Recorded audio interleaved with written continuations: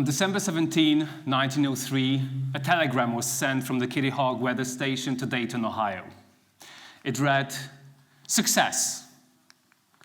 4 flights Thursday morning, all against 21-mile wind, started from level with engine power alone, average speed through air, 31 miles, longest 57 seconds.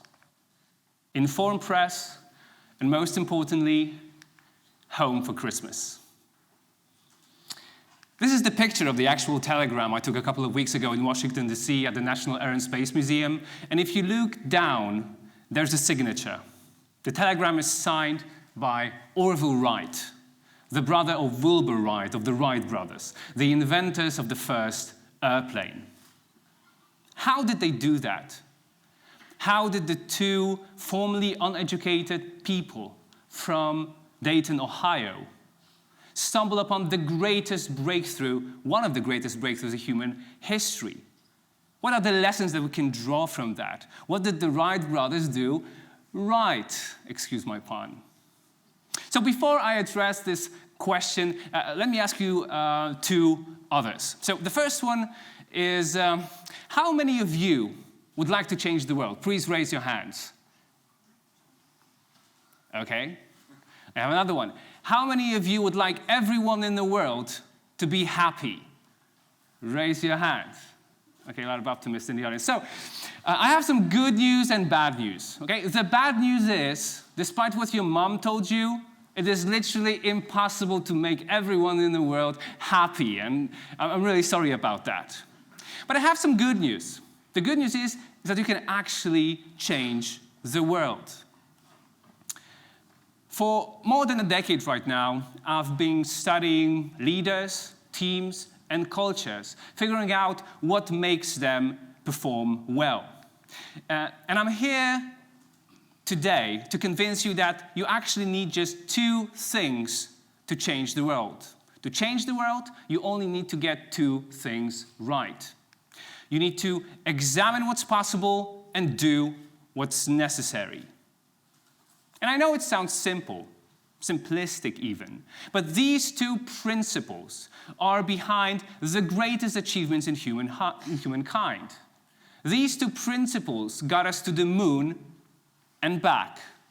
They are behind the wonders of the internet, and they are behind the invention of the first airplane.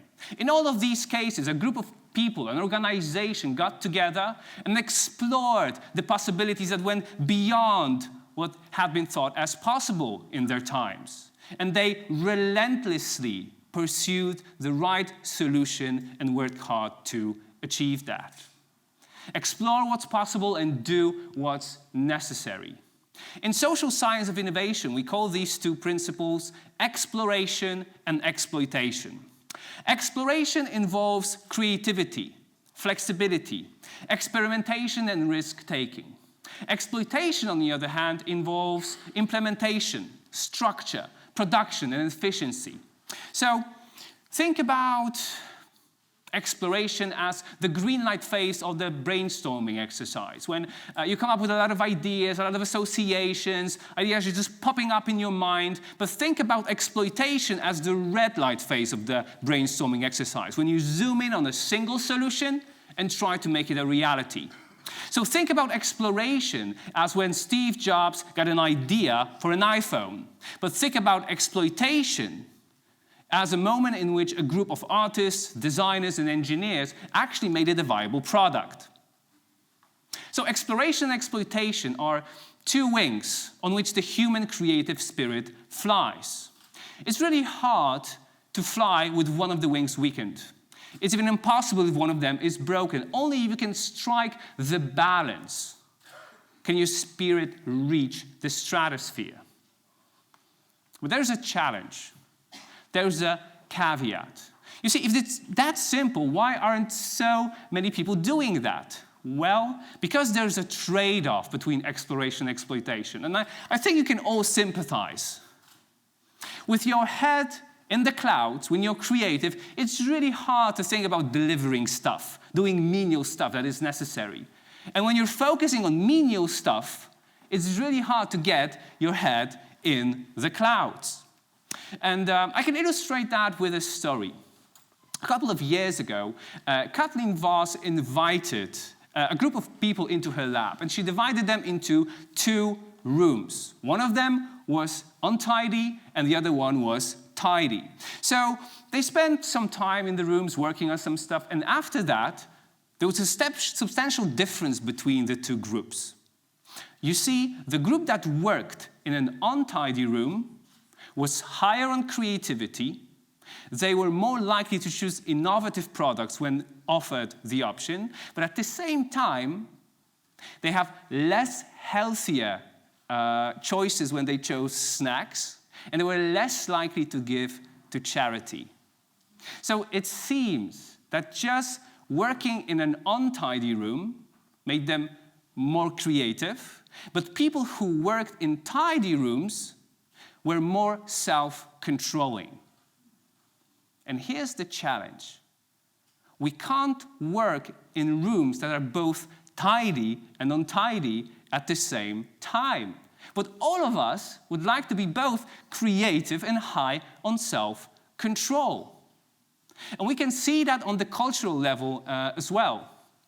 Michele Gelfand, a professor at the University of Maryland, the director of the cultural lab I worked at, has this concept that she uses in order to describe differences between cultures. She uses the term cultural tightness-looseness. And cultural tightness-looseness is a hidden dimension that explains a lot about cross-cultural differences. It's about how many norms do you find at a given culture and how severe the punishments are for violating these norms. So, for example, in Singapore, a tight culture, you can actually be fined by chewing gum in public.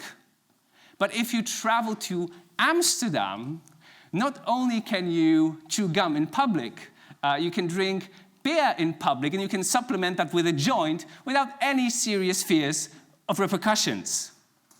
So you have loose cultures and tight cultures. And in 2011, Michele and her colleagues published a paper in Science in which they described differences in tightness-looseness between 33 countries. And not only were they very different from each other, there were some very interesting consequences, outcomes of these differences.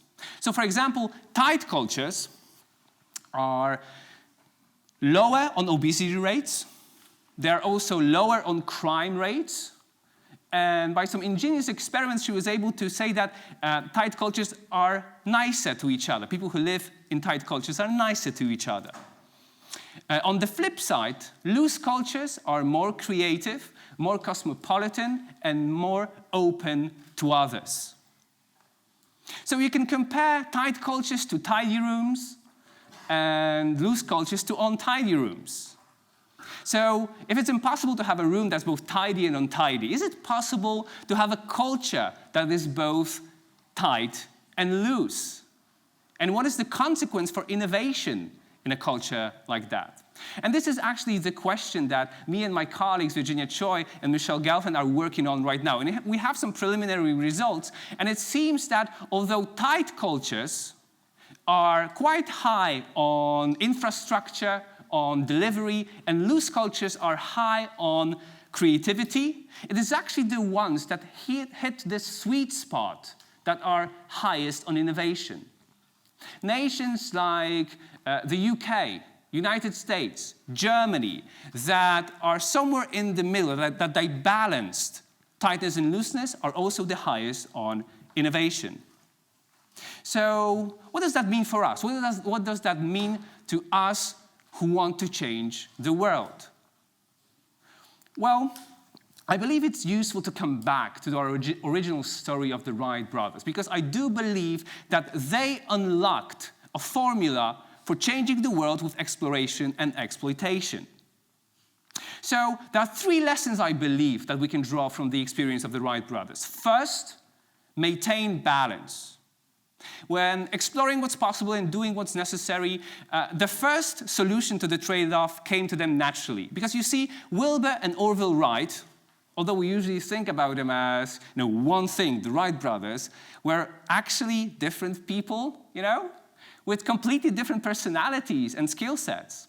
So on the exploration side, Orville was very creative, very open, a little bit erratic. And on the exploitation side, Wilbur was more structured, down-to-earth, and conscientious. But there was a second strategy of handling the exploration-exploitation trade-off. They literally divided up the year, spending some time in Dayton, Ohio, minding their business, but also reading books, reading papers of the scientists, flight enthusiasts, coming up with wild ideas that they could then later test in Kitty Hawk, North Carolina, when they traveled, spent their time fighting mosquitoes and coming up with new ideas and testing them. Even in Kitty Hawk, on the ground, they switched between exploration and exploitation constantly, practicing during the day and thinking during the night. But when you do that many things, you need to have alignment, and that's the second lesson.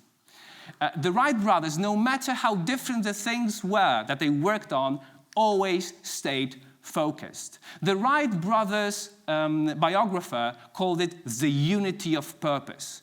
There was always sharp focus on changing the world with innovation of flight, and this is what they focus on throughout their entire life. But there's a piece of puzzle missing here.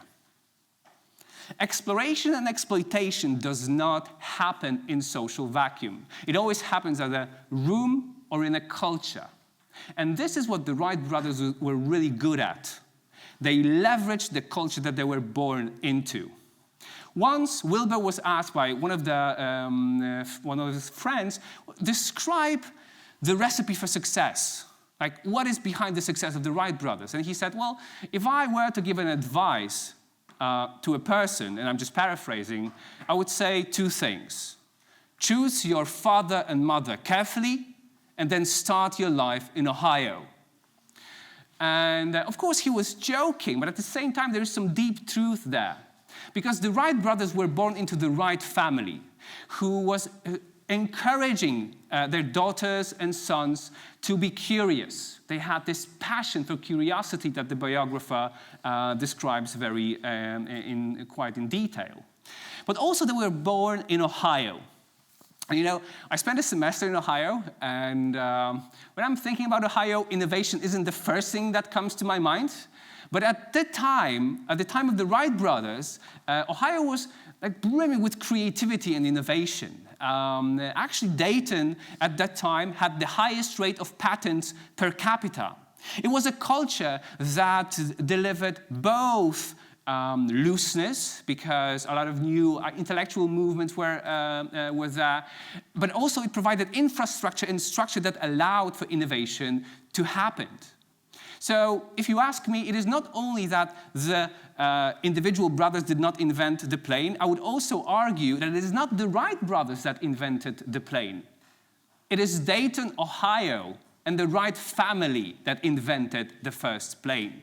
This is what the Wright brothers did. They were great at exploration and exploitation, balancing them, focusing, but they were also great at leveraging the culture of their family and of Ohio. So, where does that leave us? What about us if we want to change the world? Well, if you truly want to change the world, go into the world. Explore what's possible and relentlessly do what's necessary. Find people that complement your skills and sensitivities. Stay focused. Identify teams, organizations, or even nations that encourage curiosity. Join them. Or better yet, create cultures that by balancing tightness and looseness are empowering you to explore and exploit. Remember, you only need 2 wings to fly. And to change the world, you only need to get 2 things right. Thank you very much.